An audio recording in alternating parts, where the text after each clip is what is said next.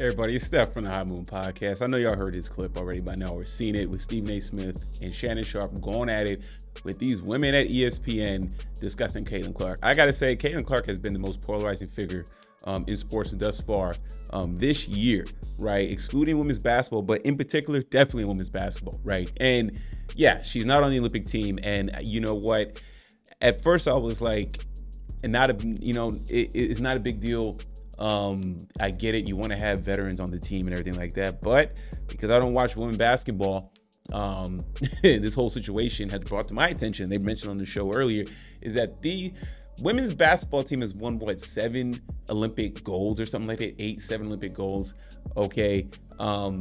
What do they need to prove? What is the harm in bringing Caitlin Clark and putting her on the team? If the whole goal is to grow women's game and to get eyeballs on women's basketball, thus translating it to the WNBA, what is the harm? There's a potential massive revenue generating opportunity to bring Caitlin Clark and put on the Olympic team and showcase her on a global scale, right? And I gotta say, man, like these men at ESPN, it's a no-win argument. Men have been more than supportive of the WNBA since Caitlin Clark, since they have an attraction piece, right? Like with men, we look at value for entertainment. We look at value. We look at, okay, there's a lot of buzz on said man or woman.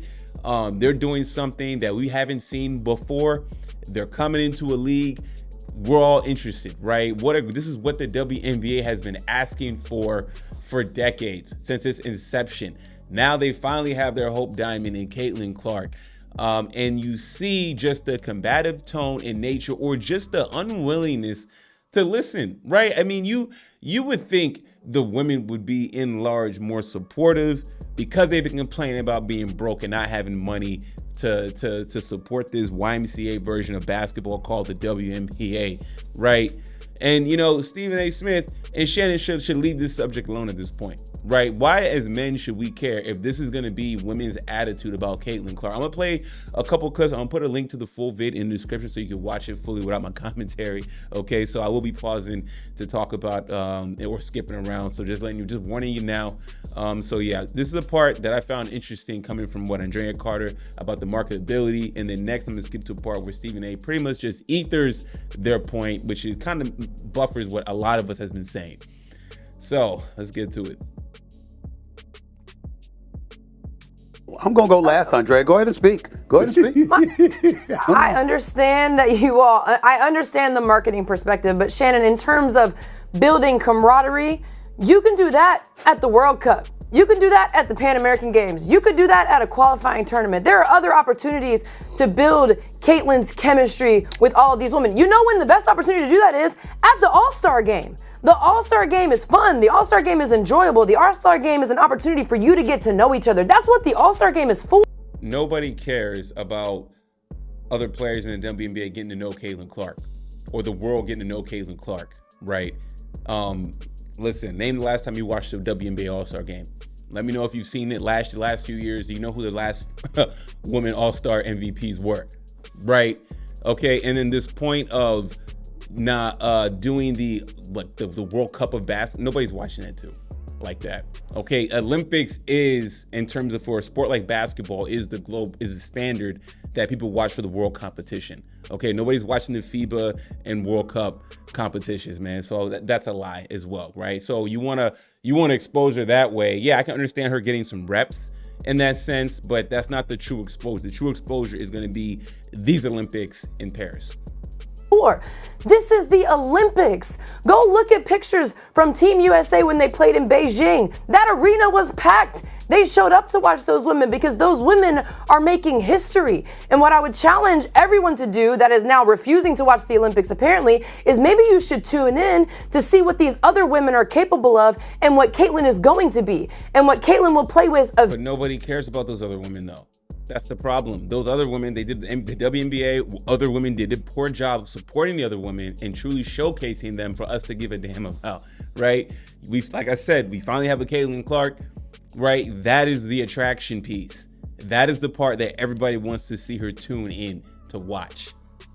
eventually. And why don't you look at some of these younger players, some of these first-time Olympians that are going to be the leaders on the next Olympic team when Caitlin is a part of that team potentially. Like, I understand what you all are saying, but it is so short-sighted. Caitlin has been playing basketball nonstop since November. A break could be appreciated, and the worst thing you would want is something to happen to Caitlin where she can't finish out. See, and this is the part where if a man had, like, yo, this is where the equality conversation gets kind of stupid, right?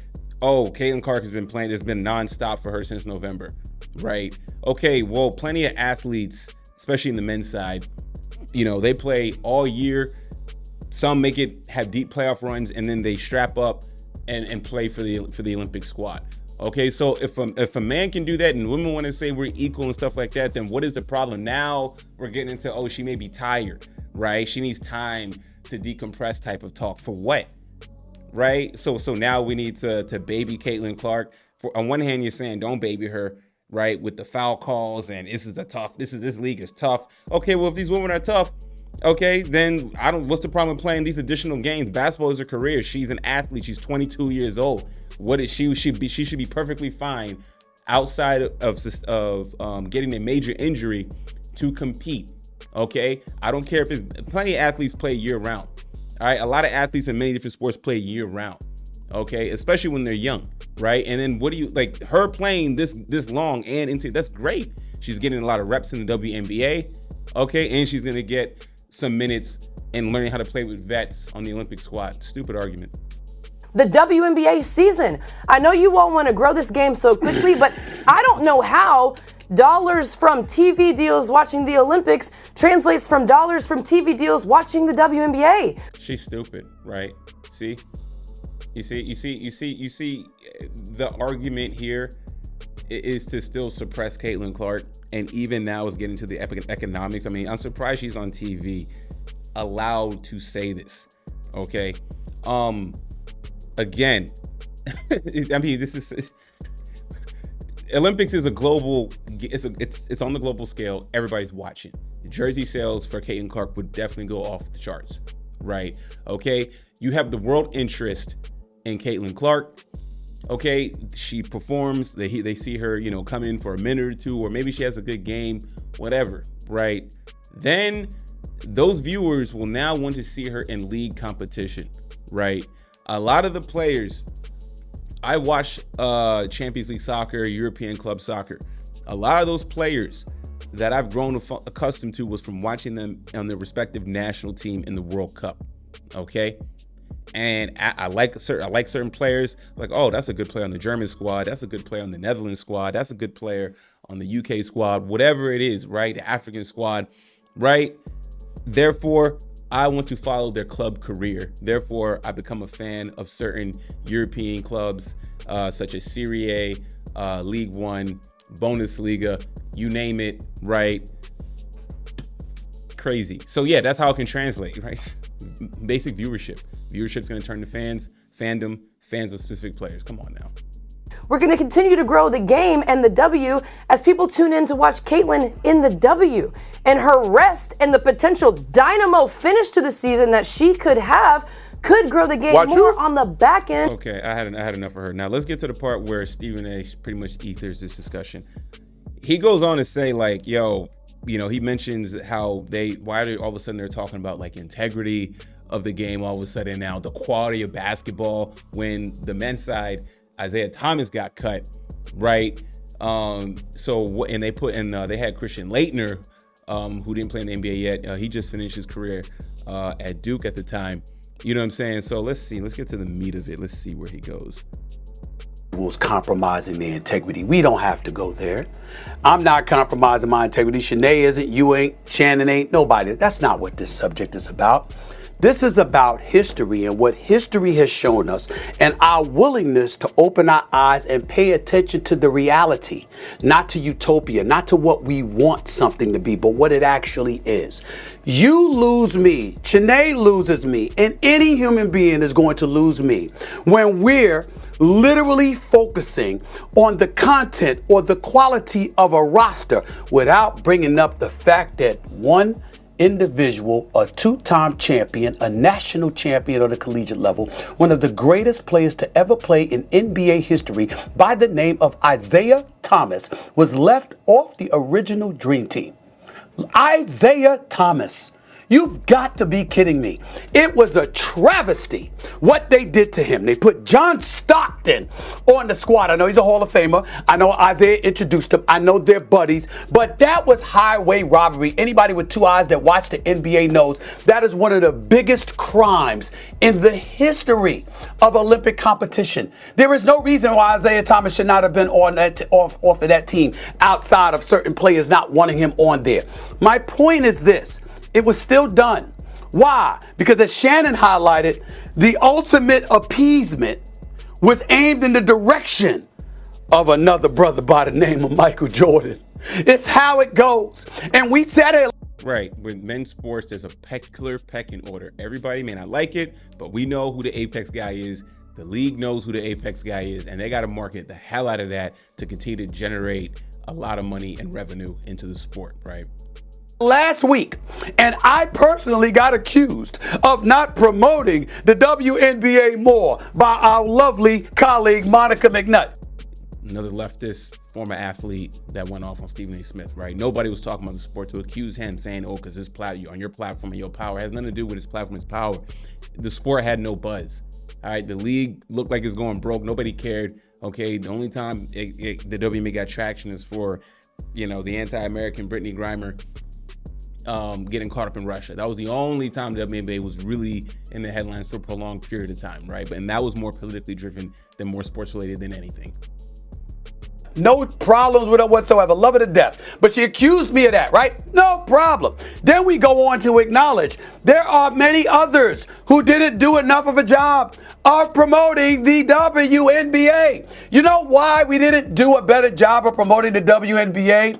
Because the numbers, the eyeballs, the interest, the sizzle, the headlines were not there. Exactly, right? Their whole argument, Shanae and Andrea, is about we want to maintain excellence, we want to maintain dominance, or whatever the hell they're talking about, right? As opposed to, hey, this is a lightning in a bottle moment, right?